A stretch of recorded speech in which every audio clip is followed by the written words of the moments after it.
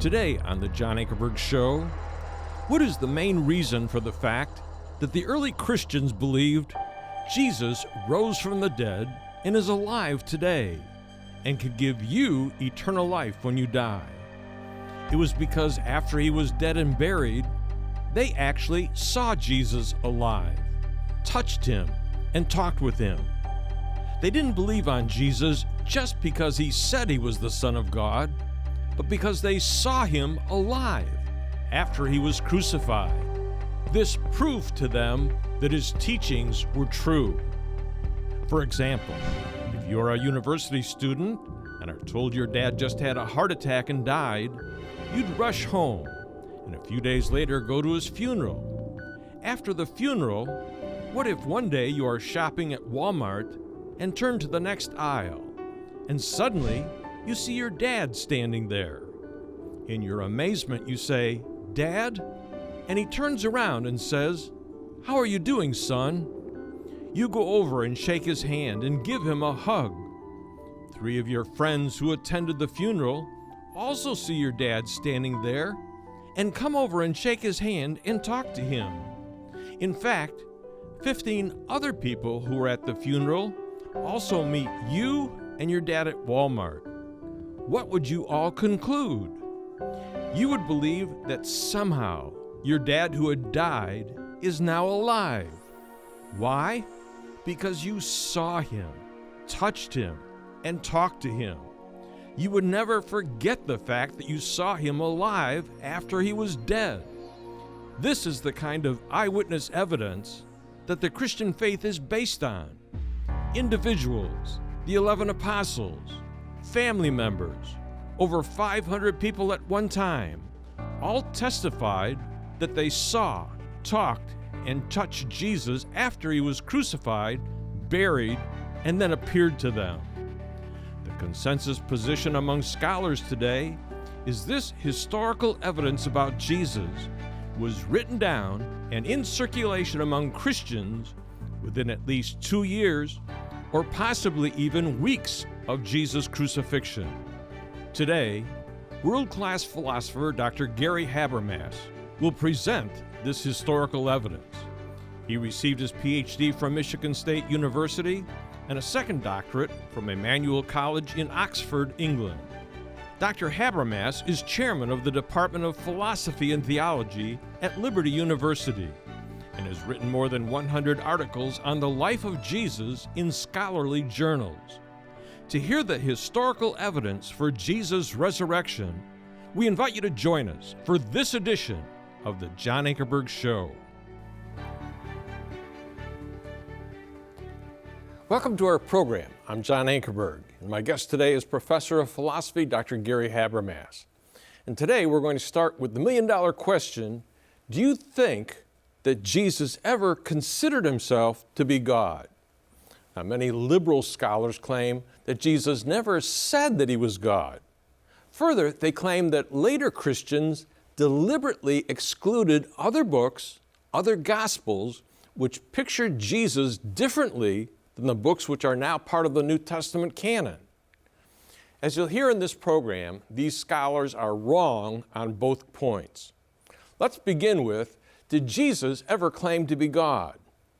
Even using liberal scholars' own critical methodology, can Christians examine the historical evidence and still prove that Jesus did claim to be God?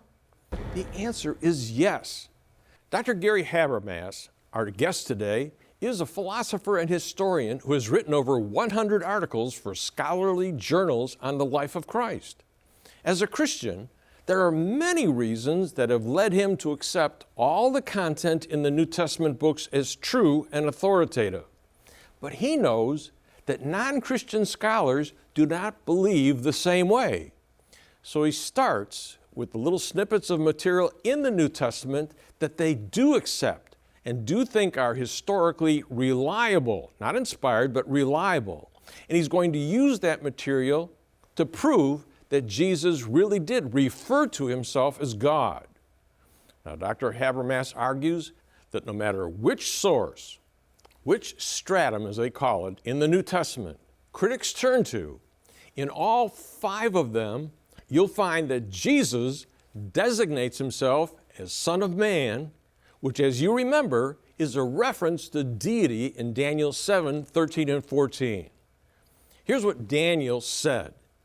In my vision at night, I looked, and there before me was one like a son of man, coming with the clouds of heaven. He approached the Ancient of Days and was led into his presence, and he was given authority, glory, and sovereign power. All nations and peoples of every language worshiped him. His dominion is an everlasting dominion that will not pass away, and his kingdom is one that will never be destroyed. So folks, listen as Dr. Habermas uses the critics' own arguments to show Jesus did claim to be God. We ended the last program by mentioning the critical comeback that seems so obvious that, we got to face it right away. And that goes something like this. Don't take for granted that the red letter editions of the New Testament are exactly what Jesus said. How do you know that Jesus said what Mark said he said, what Luke said he said, what John said he said, what Matthew said he said? Now, I made a couple of claims last program that Jesus claimed to be Son of Man and Son of God. Let's take a look at a couple of these with critical methodology, a sort of a lowest common denominator, a text that's nothing but a book of ancient literature. Okay, the New Testament is a book of ancient literature. Let's think about this like the critics do. And let's address ourselves to the issue, did Jesus ever claim to be the Son of Man? Now, using a sort of Monday morning quarterbacking scenario, it goes something like this. When guys sit around on Monday morning, they remake yesterday's football game, and they make it in their own image. If you'd only done this, if you'd only done that. And really, that's what a lot of critics claim, that the gospel writers are putting words into Jesus' mouth. They're Monday morning quarterbacking Jesus' teaching. How do we know the Son of Man is not just an added teaching? Well, there's two important criteria that are given by the critics themselves, both of which are fulfilled by the Son of Man sayings. These are criterion of authenticity. Now, the first one is multiple attestation. If you have a saying in more than one source, you have a pretty good idea that this is authentic. In fact, the Jesus Seminar themselves used that criteria in the beginning of their book, The Five Gospels. Now, the teaching that Jesus was the Son of Man, it's his favorite self-designation, according to the Gospels, and it is found in all five, what are often called the traditional gospel strata. And the traditional gospel strata are Mark, M, the material that Matthew has that nobody else has, L, the material Luke has that no one else has, John, and this enigmatic sayings document that they call Q. 5 strata, and guess what? Son of Man appears in all 5. So it's pretty uniform that this is what Jesus called himself. Now, the comeback is, well, that just means it's a popular name. How do we know the church didn't make it up? And really what Son of Man means is it was the most popular title for Jesus when the Gospels were written, see? And they put it back in Jesus' mouth in 30 AD. But really what it was is the most popular title for him when the Gospels were written. That's the second. And this is called the criterion of dissimilarity. If Jesus did not get something from the Jews, and if Jesus' teachings are not found in the early church, probably they are authentic. This is the critical criterion of dissimilarity. And guess what? Son of Man cannot be laid at the feet of the Jews. They have a concept of Son of Man, but they would never apply it to Jesus. But what about the church? Isn't this a great example of Monday morning quarterbacking? They read their favorite designation back into the mouth of Jesus. So it's the favorite designation of Jesus when the Gospels are written. Doesn't work. It doesn't work because Jesus is never called the Son of Man in any of the New Testament epistles.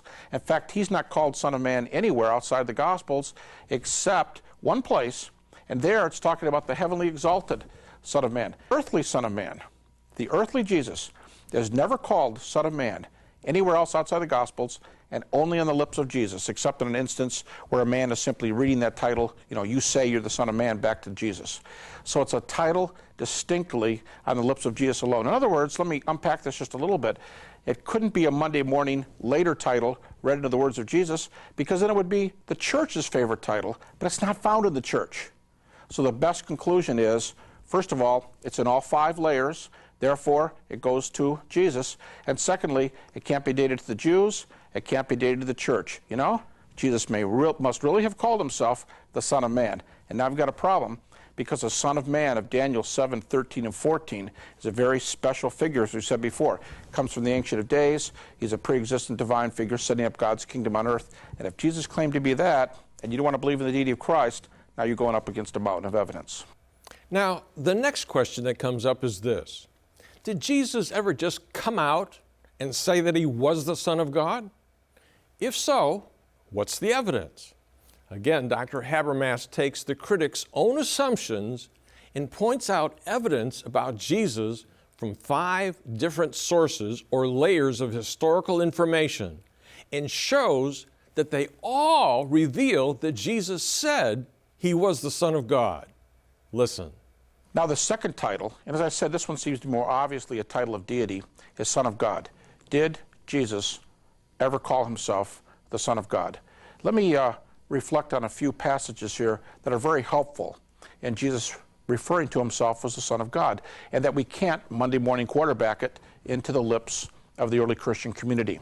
Okay, first of all, in Matthew 11:27, and it's parallel in Luke, here we have a passage that comes from what the critics call Q, early sayings document, very, very early. They believe this predates the Gospels by decades. And yet in Matthew 11:27, and it's parallel, Jesus says, he said, I've come to you to reveal the Father. And this is the way he says it. He said, no one knows the Son except the Father, and no one knows the Father except the Son and those to whom he will reveal him. Now in that passage, Jesus is claiming unique knowledge of God, and this is found in the very early Q strata, according to the way the critics arrange this, and that's a tough text. Another text is Mark 14:36, and here Jesus calls God Abba. A lot's been written about this, including by German New Testament scholar Joachim Jeremias, and Jeremias claims that Abba is a very special title. You don't really find this usage anywhere else in the Jewish community. It's translated Father, or maybe even the very personalized Daddy, but it's in Aramaic, and this may be a hint of Jesus' exact language. Don't forget, the New Testament was written in Greek. Jesus probably spoke in Aramaic, and if Abba is Aramaic, some people think we have a window here into the exact word of Jesus, but what's that word mean? It's an indication of God being his Father. So you have a statement in Q, you have Abba, and maybe the strongest statement of all, Mark 13:32. Now if you look this up, you're going to think, man, is he nuts? This isn't a verse about the deity of Christ, because Jesus is saying, the time of my coming. He says, that time, no man knows, the angels don't know, not even the Son, but the Father only. The reason that's a strong verse that Jesus is the Son of the Father, or the Son of God, is that he says he doesn't know the time of his coming. My point is this, if the church is making this statement up and putting the words back into the lips of Jesus, why do they say something, as one theologian says, is theologically embarrassing? If they want to say Jesus is Son of Man, just let them say, or Son of God, just let them say right out. And Jesus answered and said, behold, I'm the Son of God. But no, they've got to go and say, I don't know the time of my coming. That's really difficult. That's difficult, because if he's the Son of God, why does he know the time of his coming? Now, I think that can be explained traditionally because Jesus had a human nature, Jesus had a divine nature. But be that as it may, that sentence does not seem like it can be made up because it's too embarrassing. Just say he claimed to be the Son of God. No, they had to say the Son doesn't know the time of his coming. And that's a rough sentence. So Jesus probably said it. You've got a Q statement, you've got an Abba statement, you've got a I don't know the time of my coming statement. And I think in all those cases we have evidence that Jesus did claim to be the Son of God, as the Gospels proclaim. Now, folks, I want to drive home the point that using critical scholars' own assumptions, you can show them that Jesus claimed to be God. That doesn't mean we have to agree with their assumptions. It just means that the historical evidence is so strong, we can use their assumptions, and non-Christians can come to believe in Christ by examining these facts. Dr. Habermas summarizes this point. Listen. Maybe we can backtrack here just a little bit and talk a little bit about theological definitions, and in particular the method that I'm using here. My point is this. if you take the traditional view of Jesus Christ as laid out in the Gospels, red letter edition, Acts, epistles of Paul, obviously no one's going to dispute the fact that Jesus in those texts claims to be the Son of God, died on the cross for our sins, was raised from the dead. But I'm taking a different approach, what I might call a minimal facts approach, what I might call lowest common denominator approach. And what I'm saying is, even if the critics are right about their methodology, and we can note, say, 5 layers of tradition in the traditional Gospels, including a Q, which is taken from the German for source, and what it means is a sayings document. It's believed by critics that a sayings document was circulated in the early church with nothing but sayings of Jesus. And they take this very seriously. And that's a document that includes Matthew 11:27, Jesus being the Son of God. We've talked about creeds. Evangelicals don't think like that because they think, hey, look, this whole book is Scripture. Why do we have to look at pieces? But the critic who sees the New Testament as a book of ancient literature, and maybe nothing more, he sees it's very important, and I think he's right, that if we have some early statements that predate the books in which they appear, i.e., Paul saying, I gave you that which I was given. Paul saying, observe the traditions of the elders. We have these little tiny confessions that predate the books in which they're written. The point is, they're really early, and I've argued they're apostolic. So with these kind of critical lowest common denominator ways of thinking. You have creeds, you have Q, you have sources in the Gospels. My point is, even using their methods, we really come up with some of the strongest arguments for the deity, death, burial, resurrection of Jesus.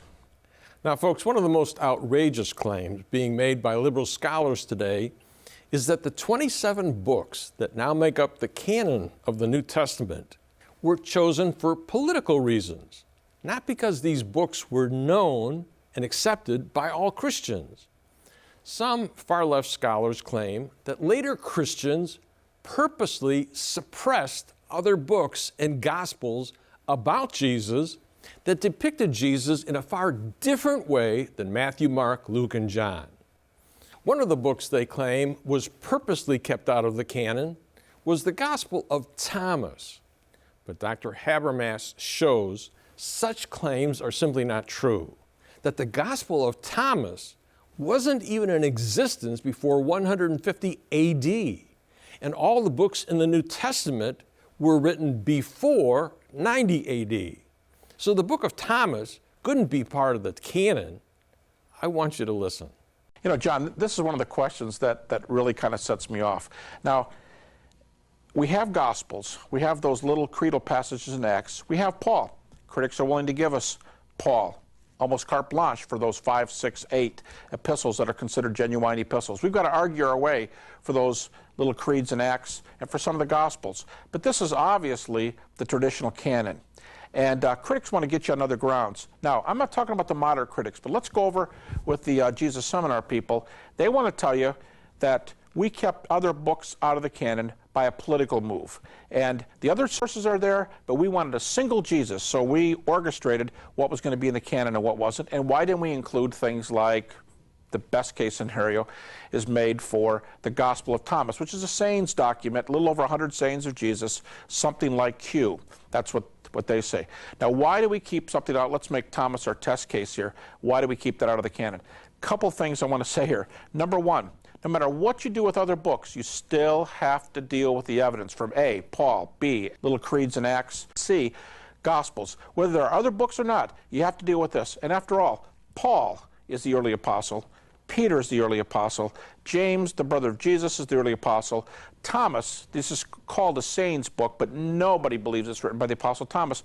So the traditional canon is there for a reason. It's more authoritative. What does more authoritative mean? It's written by the guys who were in the closest proximity to Jesus. Now, how about this thing that there's a political move and you want to keep the other books out, like Thomas? Let me tell you something. There's no political move involved because there weren't books at that time, like Thomas, that could be kicked out of the canon. They didn't decide, Mark, you're in, Gospel of Thomas is out, because Gospel of Thomas didn't even exist at that time.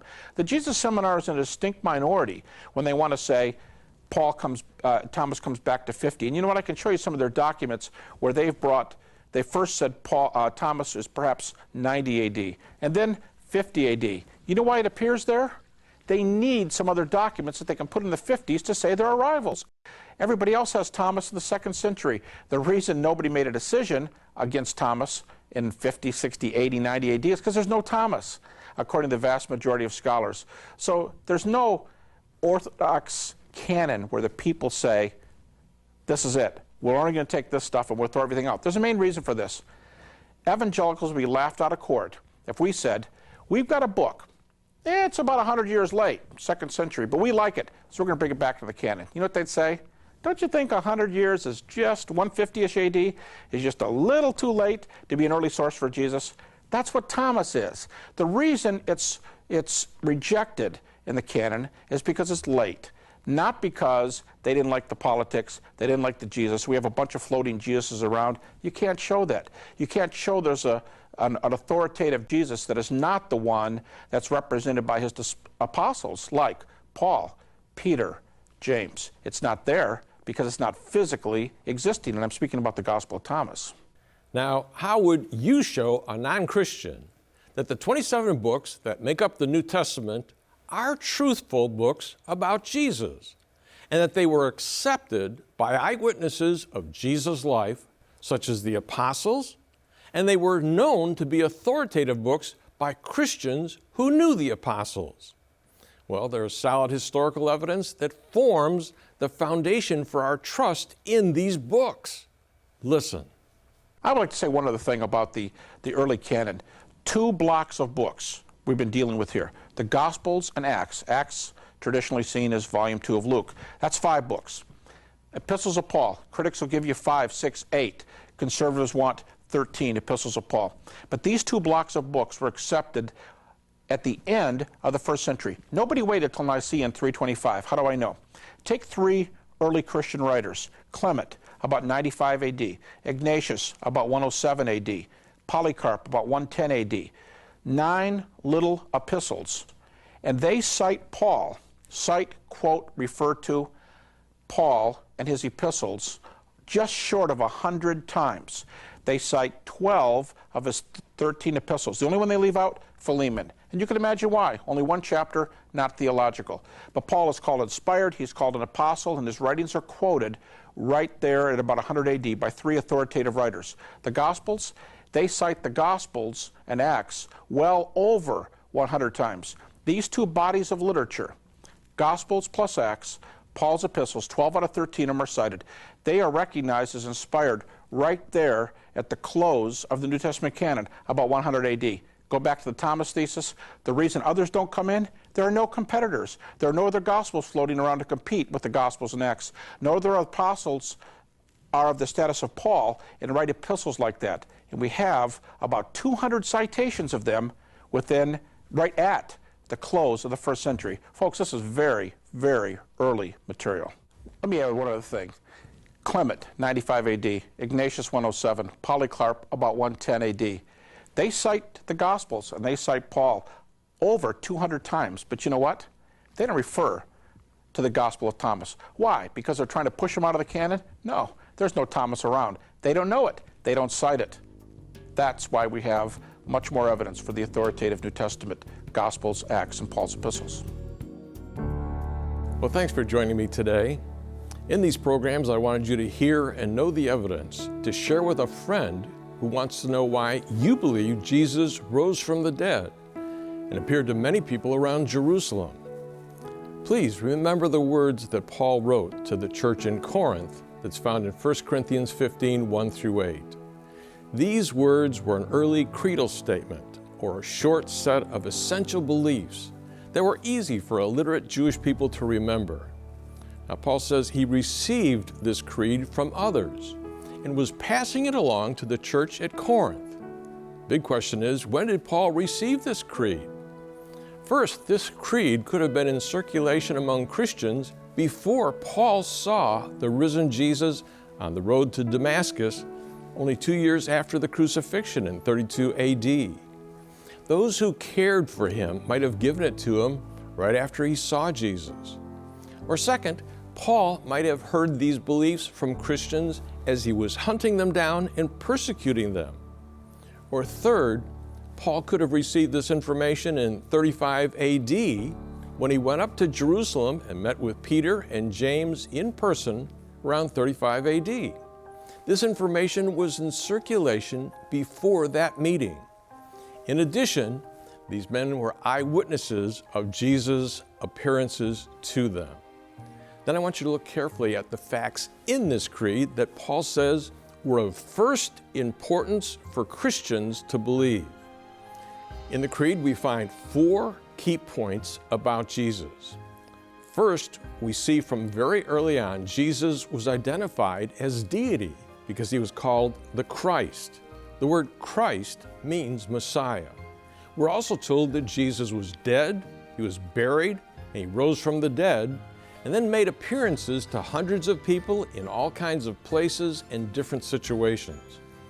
This information has caused the majority of critical scholars worldwide to acknowledge that Jesus' resurrection was known very early among Christians, and it might even have come from the very people who were in Jerusalem when the resurrection events themselves happened. If you would like to have all the evidence that is presented in our 6 programs with Dr. Gary Habermas, we are making all 6 TV programs available on 2 DVDs for a gift of $60. And you may order them by calling us now at 1-800-805-3030. That's 1-800-805-3030. Or you may immediately download all 6 TV programs for $30 at our website at jashow.org. That's jashow.org. In addition, we are making available our devotional booklet entitled Of First Importance, 30 Days of Devotions from 1 Corinthians 15. It's in print or as a download for any gift you give in support of our ministry. And if you live in Canada, you may call and order our 2 DVDs and the devotional book at 1-866-746-5803. That's 1-866-746-5803. Or you may download all 6 TV programs at our Canadian website at jashow.ca. And I'll appreciate your help very much.